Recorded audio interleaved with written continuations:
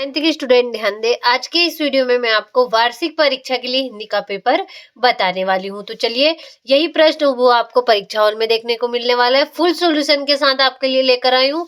तो चलिए, बिना किसी डाउट के देखते हैं। तो पहला प्रश्न है आपका सही विकल्प चुनिए। तो प्रयोगवाद के जनक माने जाते हैं तो अज्ञेय। हिम तरंगिणी के रचनाकार है तो माखनलाल चतुर्वेदी है। श्रृंगार रस का स्थायी भाव क्या है तो रति होगा। आज बाजार किससे भरा है तो विलासिता की सामग्रियों से। लुटिया किस प्रकार का शब्द है तो आंचलिक शब्द है। और एकांकी में उमा पात्र की माँ का नाम है तो प्रेमा है। तो देखिए, इस प्रकार से आपका पहला प्रश्न आंसर सहित कंप्लीट हुआ। दूसरा प्रश्न आपका रिक्त स्थानों की पूर्ति कीजिए। तो थल थल में बसता है शिव ही। चरण सरोज पखारन लाखा रूपक अलंकार का उदाहरण है। रेल शब्द विदेशी शब्द है। और हम हाथी पे हल ना जुतवाया करते, हम पे बैल है। डाडे तिब्बत में सबसे खतरे की जगह है। और सांवले सपनों की याद संस्मरण विधा की रचना है। तो देखिए, इस प्रकार से आपका दूसरा प्रश्न भी कंप्लीट हुआ आंसर सहित। आगे है आपका, तो देखिए तीसरा प्रश्न आपका सही जोड़ी बनाइए। तो कामायनी तो इसका होगा आपका महाकाव्य। चपला देवी तो द्विवेदी युग होगा। आकाश तो इसका होगा आपका नवगगन। गोपाल प्रसाद तो इसका होगा वकील। प्रसिद्ध संस्मरणकार तो महादेवी वर्मा हो गया। और चांदी का कटोरा तो इसका होगा आपका महात्मा गांधी। तो देखिए, इस तरीके से तीसरा प्रश्न आपका कंप्लीट हुआ। चौथा है आपका सत्य सत्य लिखिए। तो छायावाद के जनक सुमित्रानंदन पंत माने जाते हैं तो वह सत्य होगा। अलंकार का सामान्य अर्थ है गहना तो ये सत्य है। विलासिता की सामग्रियां बाजार में कम मिलती हैं तो असत्य होगा। ही मात्र भर निपात शब्द है तो ये भी सत्य है। गोपाल प्रसाद स्त्री शिक्षा के समर्थक थे तो असत्य होगा। हरिशंकर परसाई ने कोई कहानी नहीं लिखी है तो ये आपका असत्य होगा। तो देखिए, इस तरीके से आपका चौथा प्रश्न सत्य सत्य भी कंप्लीट हुआ। अब देख लेते हैं पांचवा प्रश्न, जो कि है एक वाक्य में उत्तर लिखिए। तो रसकान किसके भक्त थे तो श्री कृष्ण के। संचारी भावों की संख्या कितनी मानी गई है तो 33। आज कौन सा जीवन दर्शन आ रहा है तो उपभोक्तावाद का। अंधकार शब्द का तद्भव क्या है तो अंधेरा हो गया। पर दादी ने आधा लोटा पानी किसे पिलाया तो चोर को। चिंतामणि किसकी रचना है तो रामचंद्र शुक्ल की है। तो देखिए, इस तरीके से आपका पांचवा प्रश्न कंप्लीट हुआ। ये रहा आपका छठा प्रश्न, राम भक्ति शाखा की प्रमुख विशेषताएं लिखिए। सातवां हो गया, यहाँ से प्रश्नों का आंसर आपको आगे वीडियो में मैं पीडीएफ के माध्यम से बताने वाली हूँ। तो देखिए, अच्छे से प्रश्नों का आप स्क्रीनशॉट ले लीजिए, क्योंकि प्रश्नों के आंसर हम पीडीएफ के माध्यम से देखने वाले हैं। अभी लिए क्वेश्चनों का स्क्रीनशॉट ले।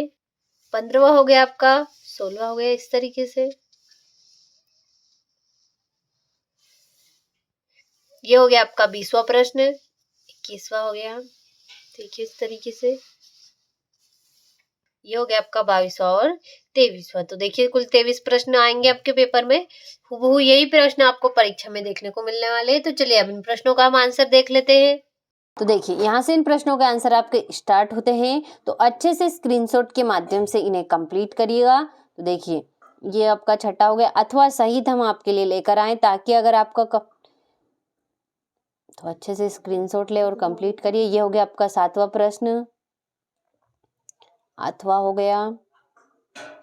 ये हो गया आपका 8वां।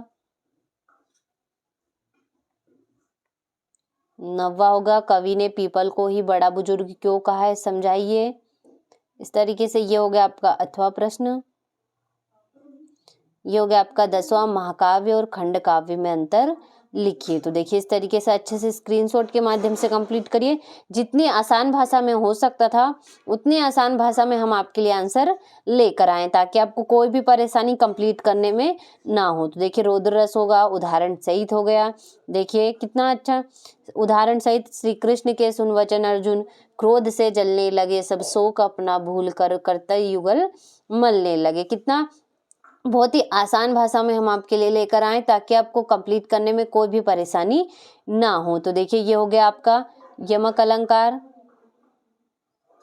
ये भी आपका उदाहरण सहित लेकर आए हम। कनक कनकते सो मदकता अधिकाय, या खाए बोराय जगवा पाए बोराय। तो देखिए इस तरीके से बहुत ही आसान भाषा में लेकर आए हैं। ये हो गया सवैया छंद परिभाषा। उदाहरण देखिए, मान नहीं अपमान कहो यह, याद दिलाकर मान मिले जो, कीमत जान नहीं सकता यदि मुक्त कहीं पर दान मिले, याद रहे वह सीख तभी तक, हाथ किताब जुबान मिले जो, पाकर भूल नहीं सकता नर खाकर ठोकर ज्ञान मिले जो। देखिए कितना अच्छा उदाहरण हम आपके लिए लेकर आए, बहुत ही मोस्ट इम्पोर्टेंट है यह। तो देखिए अच्छे से स्क्रीनशॉट लेकर कंप्लीट करिएगा, बहुत ही आसान भाषा में आपके लिए लेकर आए। तो देखिए ये हो गया आपका रेखा चित्र किसे कहते हैं, महादेवी वर्मा की भाषा शैली हो गई। इस तरीके से मोस्ट इम्पोर्टेंट है सारे, बहुत ही आसान भाषा में हम आपके लिए लेकर आए ताकि आपको कंप्लीट करने में कोई भी परेशानी ना हो, और आंसर सहित लेकर आए ताकि टाइम वेस्ट आपका आंसर ढूंढने में ना हो, और आप अच्छे से इनको अच्छे से स्क्रीनशॉट के माध्यम से कंप्लीट करिए। तो देखिए 15वां हो गया आपका, समास किसे कहते हैं, तद्भव शब्द किसे कहते हैं।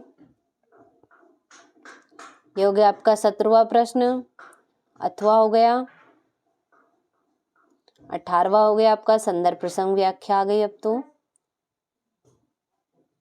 देखिए इस तरीके से इन प्रश्नों का अच्छे से स्क्रीनशॉट के माध्यम से इन्हें कंप्लीट करिएगा। देखिए अच्छे से स्क्रीनशॉट ले। ये हो गया आपका 18वां प्रश्न। 19वां हो गया, इसमें भी आपको संदर्भ प्रसंग व्याख्या दे रखी है, तो अच्छे से स्क्रीनशॉट लेकर इन्हें कंप्लीट करिएगा। ये हो गया आपका स्वतंत्रता दिवस पर संवाद है। 20वां प्रश्न हो गया। ये हो गया आपका मेरा विद्यालय पर अथवा हो गया।